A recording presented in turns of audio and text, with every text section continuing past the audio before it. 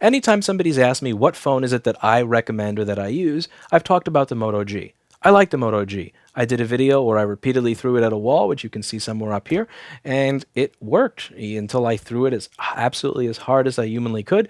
And I've also did a video where I compared and contrasted it to a phone from another company that cost 3 times as much. You can see that up here. I like the Moto G.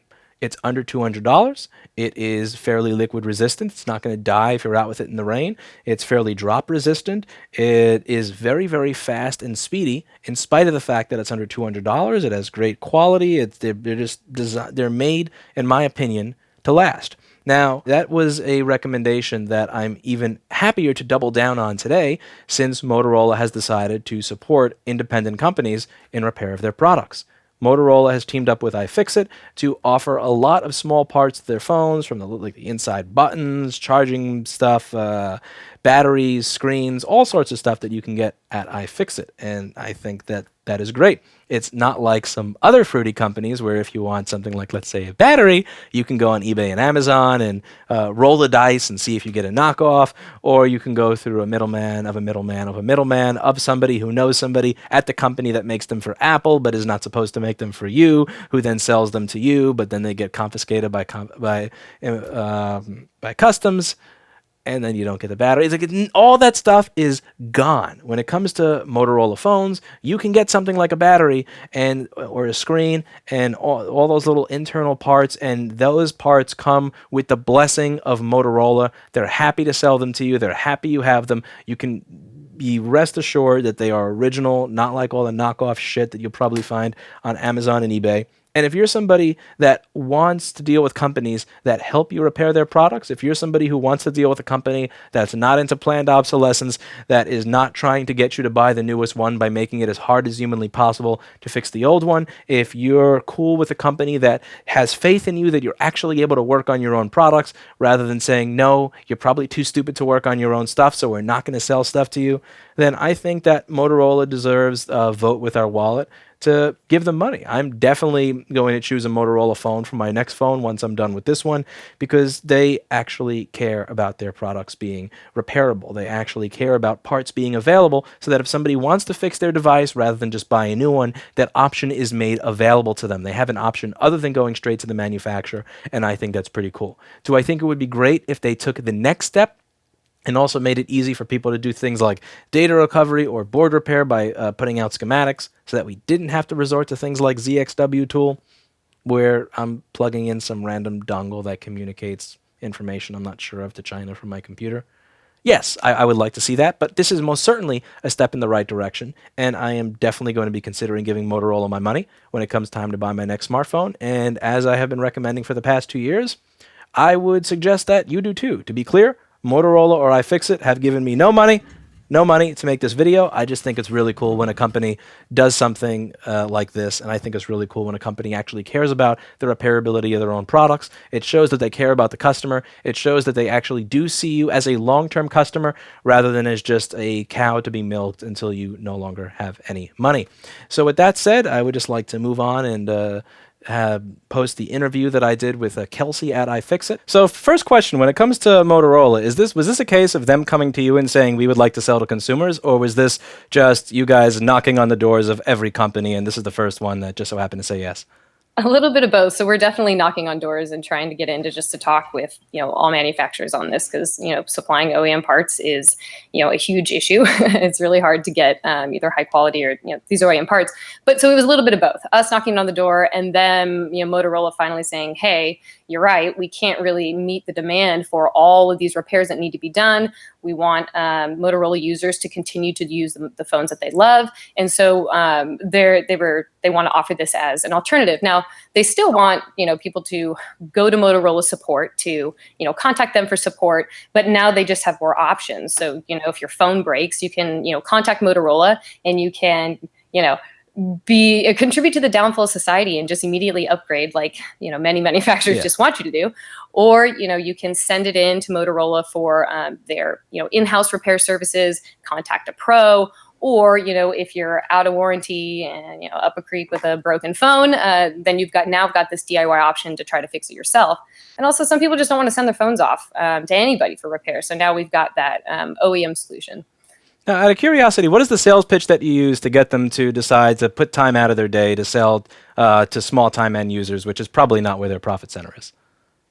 So I think going back to, again, just the demand for these things. I mean, I hope that they've recognized that, hey, we've got a lot of phones, especially Motorola, has had a lot of phones that are out of warranty, and they really don't have, they don't want to, they don't have the time to offer, or they don't offer repair service for some of these older phones. So I think that, it came from a fact that they recognize that all these phones are out there still needing repairs. They don't want to offer the service, but I mean, really, it almost seems like more of a care for the consumer than I've seen other places. But they just, I kind of think back to Apple with the battery gate issue and how backlogged everybody got when they tried to go in to get their batteries replaced. Yeah, that Well, was I a mean, nightmare.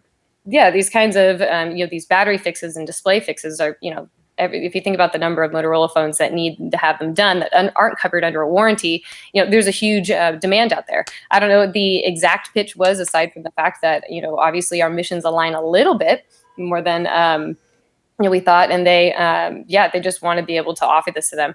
And granted, I mean, we're starting off with just a few models of Motorola phones, and I think our job here is to prove to Motorola that, hey, or to all manufacturers that, hey, people are willing to do these things themselves. So we're kind of, I kind of almost feel like we're a guinea pig at this point. We have to prove that, hey, people are coming in and buying these kits, and they are. We've had huge success with this, and then hopefully they'll expand, because I know Motorola phone markets are even greater in some of countries overseas and stuff. So it's I think we're a really good test case, and the other manufacturers need to keep an eye out and take a look at this, because sure, the profits aren't there for them in the end, but you're supplying your user with another option, and they just can't keep up. There aren't enough authorized service providers, and they can't, if every single phone got sent into their in-house repair depot, they'd be freaking out because they'd just be overloaded with stuff.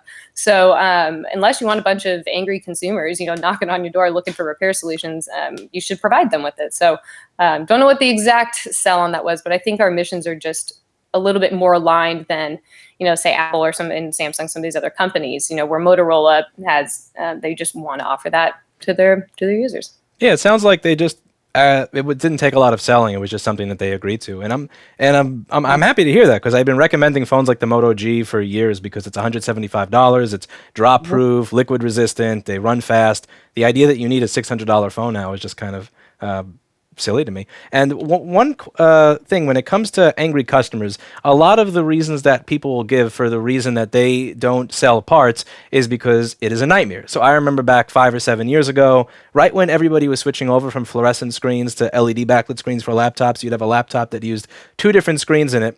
And when they switched, the fluorescent one, which is no longer available, would be $150, and the LED one would be $38. So a lot of people would go, I'm not going to open my machine or listen to the warning. I'm going to buy the $38 one, and when it shows up and doesn't work, cut it to pieces to try to make it fit, and then return it. Has that been an experience that you've been dealing with selling these products, or has it been fairly straightforward with no hassle from either Motorola or the end user? So so far it's been a success, but again, we're giving them everything they need and limited options kind of when it comes to it. We're not, listing out, here are all the possible parts you could choose for this. We've put everything in a kit, saying, like, I've got the kit here for the Moto G4 Plus. So on there, I mean, especially for the fixed kits that we have for Motorola are all OEM, parts. So there's only one option there. And on our website, we make it pretty easy. I mean, if you type in your device name, you're going to get linked to, that one option for that display, including the repair guide and videos or anything that we have with it. So like how people are coming to our site, they're either searching for a solution independently and arriving at iFixit.com and landing on these kits page, where we've already kind of done all that guesswork for them. I mean, even you can even input your device at the top of the iFixit page, and we'll tell you whether or not the parts that are in your cart are for your specific device. You get a lot of warnings along the way saying, hey, or if you decide that you don't want, I'll show you the fix kit here in a second. It's got everything with it. But say you just want to borrow, if you're, taking a risk, just want to buy the part a la carte, we've got a reminder, and they're saying, hey, there's no adhesive for this. Like, you need adhesive on the back of this. And we're constantly reminding people at every step, if you don't get the all-in-one kit, even along the way, you've got pretty much everything you need. So, but what we're seeing really great success with this because it's all together. You don't have to guess, oh, which tiny drivers do I need? Or, oh, should I use, what heating element should I use? We, provide an eye opener in these kits and stuff. So everything's all there. I think, where people might run into, or what, issues that we see, people in repairs, things happen. But again, if you're reading that iFixit guide ahead of time, you're looking at, you're getting set up, staying organized, keeping clean, going slow, allowing time for this repair. You have a step-by-step guide with awesome photos that we made that shows you exactly how it's done. So consumers are having a lot of success.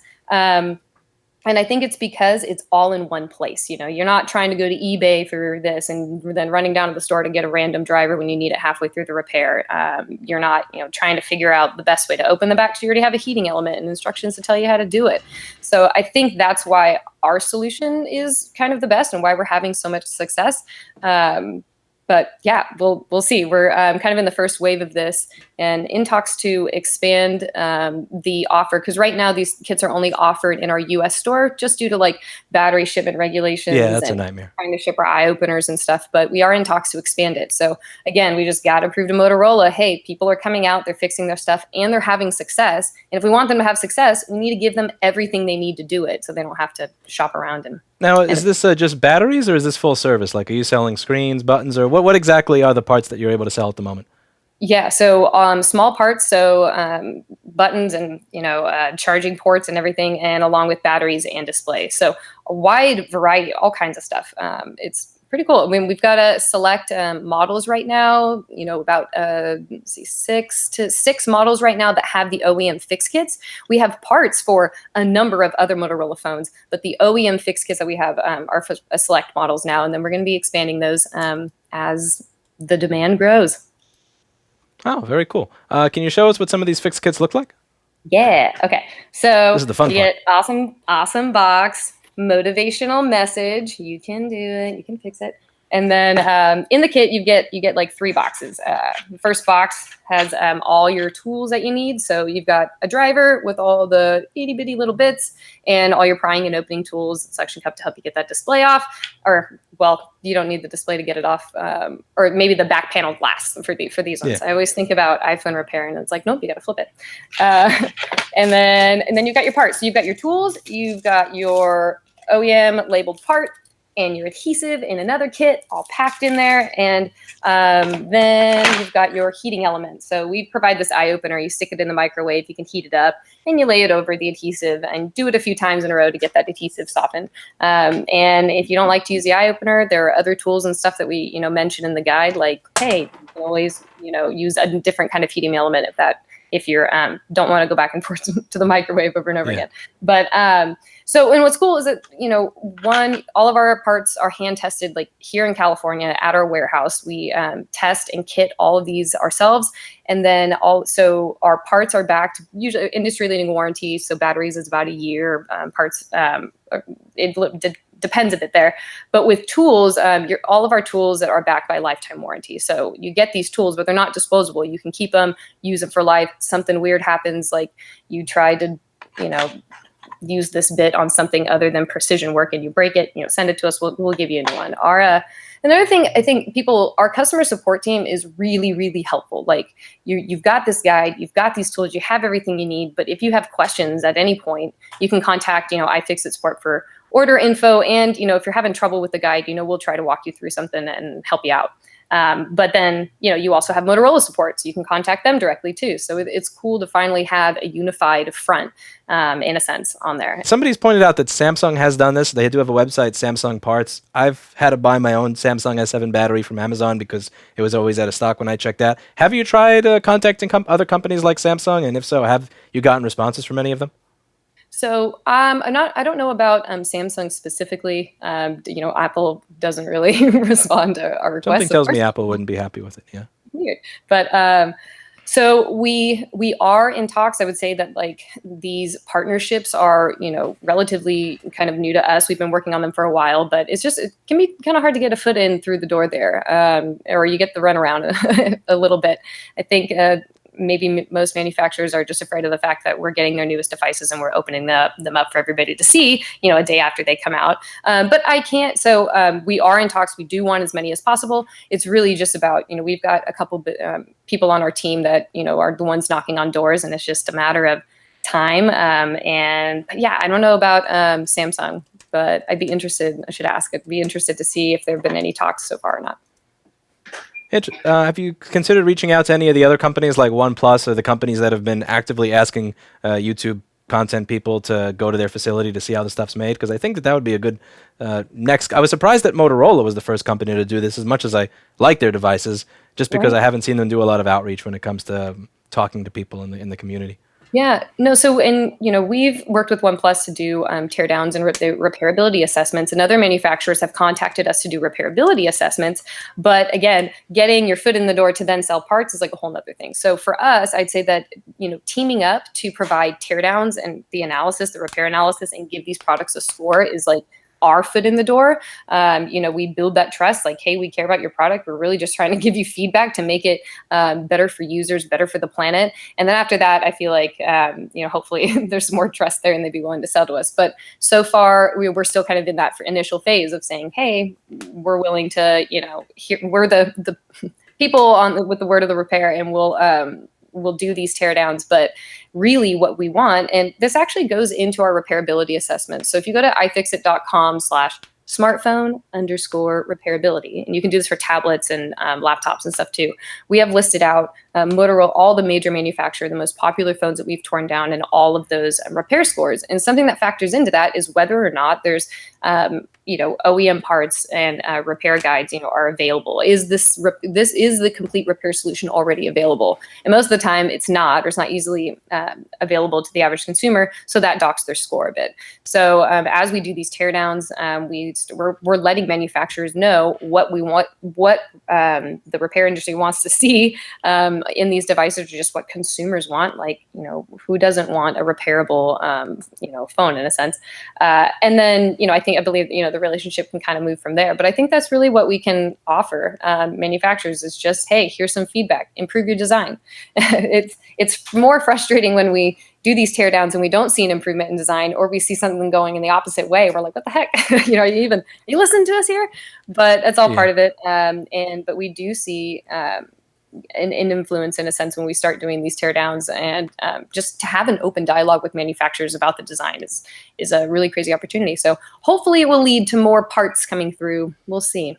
Now, do you think that this is something that will change people's mind when it comes to which phone do I have to choose? Do you think people will think not just does it have a nice camera, does it have a nice screen, what price is it, but also can I fix it? Do you think that this will have any effect on the consumer purchasing decision? Because at least as far as I've seen, I'm not surprised when a consumer doesn't care about the repairability of it, but I've always found it interesting, especially when I went to lobby with people like Jessa, who's a best friend of mine, but she'll show up and she'll have an iPhone 6, an iPhone 10, and a MacBook, and I'll just look at like, like what the hell? I mean, are you even like we are lobbying against a company that's stealing our parts at the border, and you just spent $1,000 on their new product. So I find it interesting that even within our own industry, people are still buying MacBooks and iPhones as that company is responsible for our parts getting stolen. Do you think that it will, if it hasn't even trickled down within our own industry where everybody's using iPhones and MacBooks, do you think it will trickle down to the consumer mindset to say, hey, iFixit, not only did they release a good repairability score, but I can buy a battery from them. I'm going to buy that phone instead of the one that's next to it. Yeah.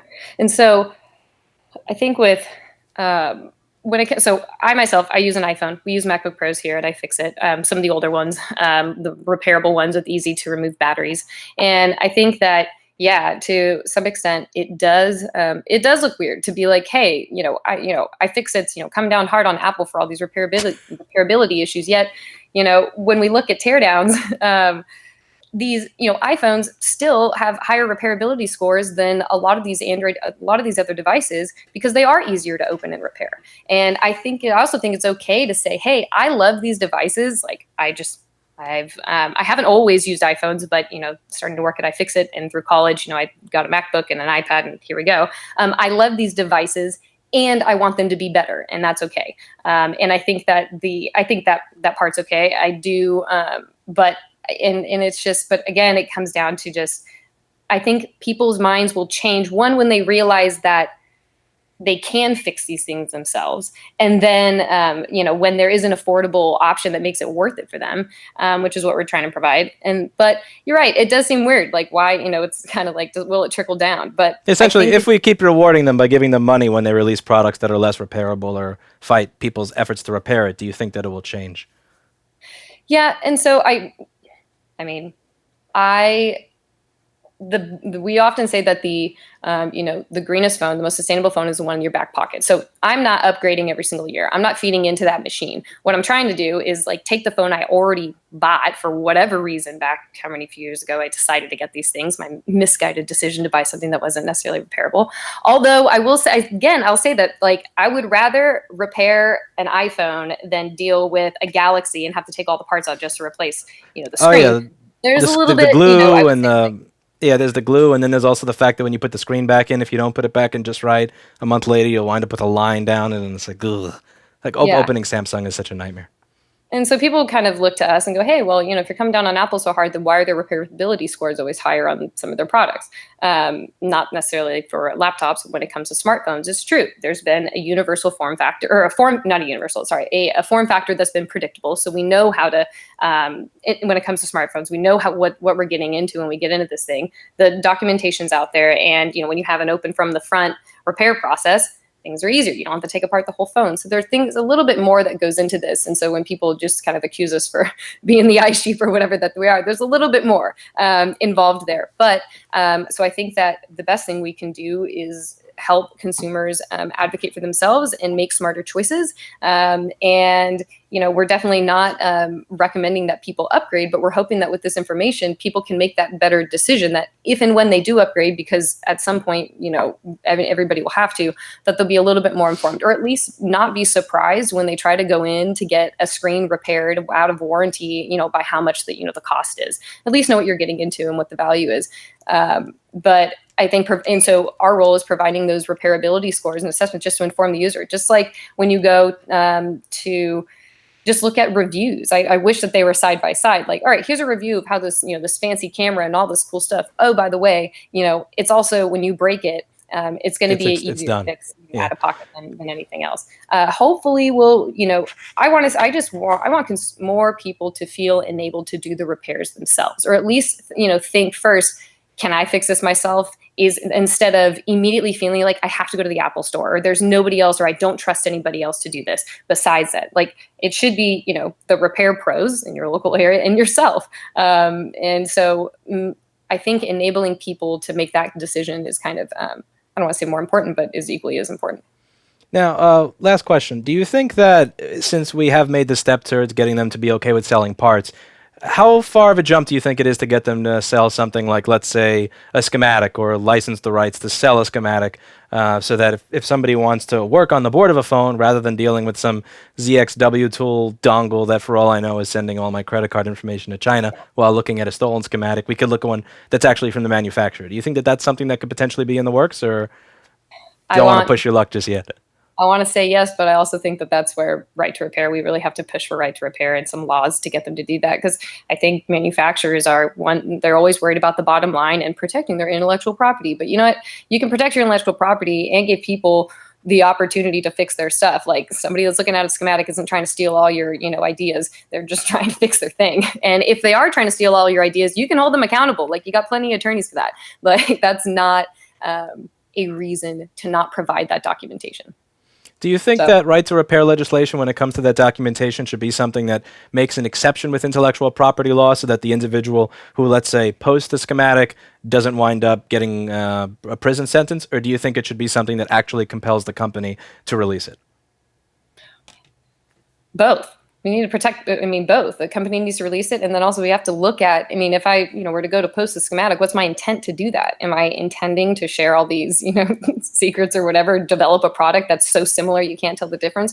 Or am I really just trying to distribute information that's, helping people with repair? I think you've got to look at all those things separately, but we need to do both. We need to protect people that are trying to use these resources and share them. And we need to compel them to share them already, because it should be easy to access all of this information. It shouldn't be, all held up. So both, definitely. All right, interesting. Because I've always felt a little weird by compelling a company to do something, but at the very least, I think it would be good to just probably lessen the criminal penalties if an engineer decides, this little line graph that shows you exactly how the thing you own is already put together, if he wants to put that on the internet, to not wind up in prison for putting something together that you could essentially draw yourself if you already measured everything out on the phone. But yeah, do you have anything else that you'd want to add? Because I think I'm out of questions. Yeah, no, no worries. No, I'm just stoked for the opportunity to come on. I'm glad, Motorola users in the US right now can have this other solution, and be on the lookout because they're going to be available in more countries soon. So it's ifixit.com/Motorola, and we'll walk you through the entire thing, top to bottom, all the kits and stuff that we have available, and all the repair guides that you need to do it yourself. Awesome. And if anybody wants to check out any of these phones, I'll have a link below that if you click that I get to make some money from. So thank you so much for taking the time today. I really Thanks. appreciate it. And Yeah, thanks for having me.